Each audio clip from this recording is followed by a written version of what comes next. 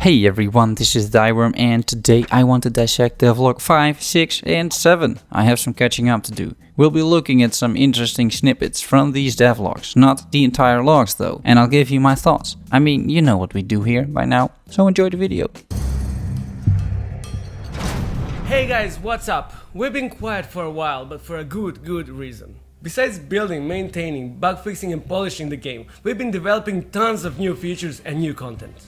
And this is the devlog that got released just after the roadmap release, with the BFPs. We're all excited, everything's good. Finally, after a long wait, and thank you for that, you must have seen our big huge roadmap for this summer, and if you didn't, please do check out our Reddit and Discord channels. That's right, the roadmap looked amazing, still does, and by now BFP 1 hit. I've done a ton of videos on most of these topics, so I want to take specific parts that I haven't really covered. One of the reveals, let's call it that, was of course the new boss fights. Without spoiling too much here, I have to say I really enjoyed that fight. Well done on this boss, and I can't wait to play against this guy in the end game. I'm wondering if they add yet another late king. Does that even make sense, lore-wise?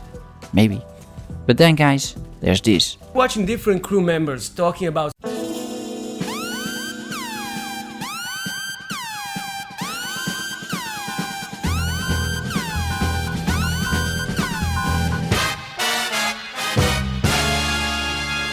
new heroes! Let's take a look at this guy. He's very much some sort of steampunk dude with a gun, welding goggles and a rat. I did some research, got nothing. Sasha won't spoil anything, bearded check is under NDA. You guys are totally clueless too, judging by the Discord. Taking a bit of a closer look however, the gun seems fairly large, a heavy caliber thing, possibly a blunderbuss or a shotgun. Would be cool if this was some medium range hero with wide angle auto attacks and some skills accordingly. Also this guy reminds me very much of that ranged guy in Torchlight 2. Don't know the class, but that's the guy I played with my playthrough. The fire might be a coincidence, but I don't believe in coincidence. So I'm predicting that this dude does sunfire damage instead of physical, or at the very least has these modifiers for his skills. It also seems like he is casting the fire. And then the rat. Will it be another pet, like Vaven? I'm not sure that's going to work. They've got enough problems with Vaven with one pet as it is. And what's a rat going to do? Spread diseases? My guess is that it will be an ability, maybe. Combining this together with information we have about the underworld as the new zone, the rat also signifies death. This guy could be a demon hunter of some kind, maybe. We can already play Death Incorporated as Morok, so yeah, just some idea. Well, take your guesses in the comments below, I'd love to hear those. Enough for this devlog, on to number 6. Hey guys, what's up? Welcome to the first vlog in this new series explaining how new crafting system, how new stat system and how new drop system will work. Uros again. And my idea here is to take once again a few interesting parts and maybe see how these turned out. BFP 1 is live since a week and a half, so we can compare the devlog to the reality. That could be interesting, right? Starting with stats. We also introduced new stats and removed some of the old stats that we felt are not impactful enough. The goal we had in mind when we made those changes was to have more meaningful stats apart from damage.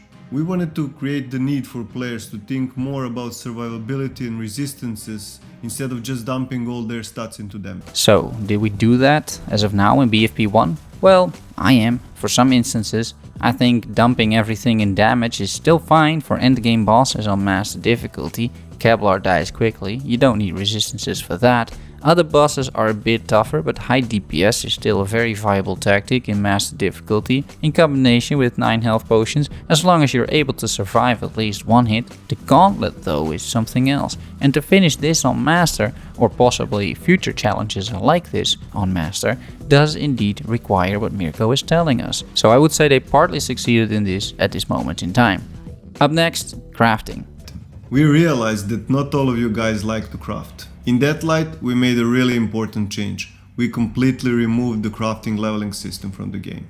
This means there will no longer be crafting level bonuses for stats on crafted items. We made this particular change in order to allow players who dislike crafting to experience our game at its best without being forced to craft. We think these changes will make crafting more clear, more balanced and give players more control over it. It will also turn crafting from a necessity to an option for players who like it. This will also add value to the loot that enemies drop, since crafting will no longer inevitably yield the best items. Once again, did this actually happen now that we're live with BFP1? I would say yes. The intention was to make crafting no longer a necessity. They succeeded. Gearing up and progressing through the game is really smooth. Check the video in the card to see how smooth. Everything worked out well. Everything? Maybe not everything, because crafting went from being a necessity to, as I so eloquently put it, an expensive RNG-infested crapshoot.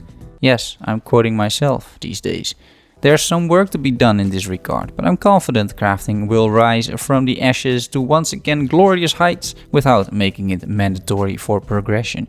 I prefer the new system over the old one anyways. It's just that crafting needs a bit of work now. Items. We redesigned most of the old legendaries and also added some new ones.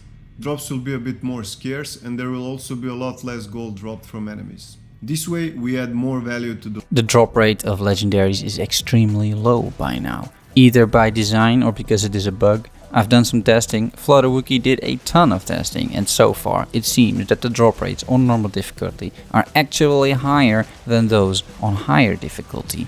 So that's not good. And the drop rate on normal is about 3 to 5% chance to drop either a legendary or a legendary recipe based on our testing data, doing a bunch of Faroon the Soulsmith runs. More on this topic in another video, surely. As you've already figured out, with these 3 new patches, Pagan Online is getting tremendous feature boosts, overhaul and rebalance. Having that delivered requires one drastic action on our side, and that's wiping. Finally, we had the server wipe, of course. I did an entire video about it, so I'm not going into that. I would like to say though that I have really enjoyed starting over, doing the acts again, gearing up, farming endgame content, all that stuff. It made me realize what a good game this actually is, despite all its flaws and early access quirks. When you start playing it, this game is just very good. It was also nice to see the community handle the wipe mostly very well. With a new influx of players, a lot of co-op and also quite a bit of patience from all of you. This community is pretty amazing, guys, keep it up. That being said, let's go to the most recent devlog where it's all about lore and storytelling. And hey, if you like this video, please hit the like button or share the video. It really helps me reach a larger audience so we can grow this community. We meet 2 more members of the team.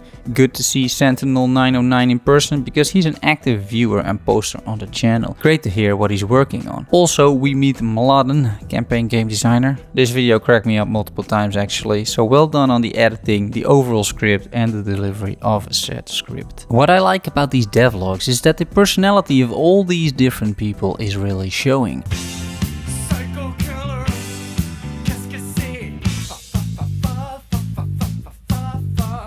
It adds an additional human factor to the whole game and it gives a unique insight in what drives the developers.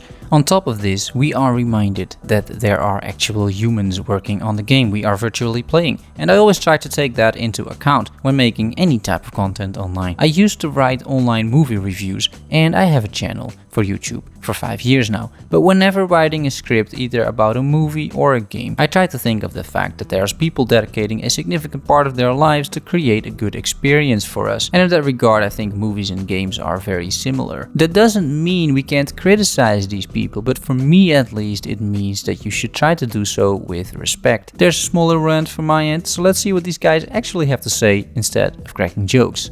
The more savvy amongst you players have already picked up on major plot clues and threads, and have already given a go at guessing the endgame twist. But we'll see if you do. I'm not sure I do, but I'm going to take a guess and say that Morana will actually return. Exhibit 1, she gets eaten by Primeval. And if you read the wiki, she is an ancient goddess associated with winter's death, rebirth and dreams. The winter's death is pretty clear here, and somehow also according to Slav mythology, of which I know nothing but Google does, she will make a reappearance into the game, either via a dream, but more likely as the rebirth or a starter of a new life cycle. She makes winter disappear and allows spring to come. I think they will weave this into the story by allowing her early sacrifice, or more exciting even a new sacrifice from her, because we don't know she's actually dead, to make way for the new beginning. A new world without demons, without gods being lured away from the pantheon, without suffering, and with hopefully lots of 4-man dungeons. Exhibit 2, the 5 thrones in the Pantheon. We have Devlog, we have Velas, we have Perun, we have someone we need to save in Act 7, surely, or maybe it is simply reserved for Svarog the Allfather, and then, of course, we have Morana. I don't see how this is not solid evidence. Back to the vid now. One of the characters coming your way, out of the 2 new ones, is going to be from the same country that Valeria is, Valence, except this guy is not as cultured as Valeria. There's yet another hint on a new hero, and I don't think we're talking about Redman here either, but more about some sort of brute, someone not cultured. That's all I have, guys. First thing first, the juicy part. 2 new bosses. I won't spoil anything, but I would say that these 2 new bosses have the weight of 4 bosses. It allows us to have 16 times the detail. Allows us to have 16 times the detail. Allows us to have 16. I think he means this guy, by the way. Definitely 2 times the weight. A whole new playable zone is coming your way. The Underworld. It is a great new place. What? No spoilers. It's not a spoiler. How is it not a spoiler? You just told them they're gonna go to the world of the dead and, you know, whatever. A whole new zone, the Underworld, is where we will find Morana, I think. We will also be journeying into the Shroud, something that will have unexpected gameplay consequences. So be careful. The Shroud as a gameplay mechanic seems pretty interesting. Maybe you can hop in and hop out, kill some enemies in the Shroud and then return to the actual world. Have this in boss mechanics as well? I'm curious about this one. And that's it, 3 devlogs done. Looking forward to the next one and to the developer stream. Pagan Online streams. I also stream Monday, Wednesday and Friday, 8 PM Central European Time on twitch.tv/Thyworm. Subscribe to the channel, guys. We're on our way to 1800 subscribers. Feels good. Thanks so much for watching and I will see you soon. Bye bye.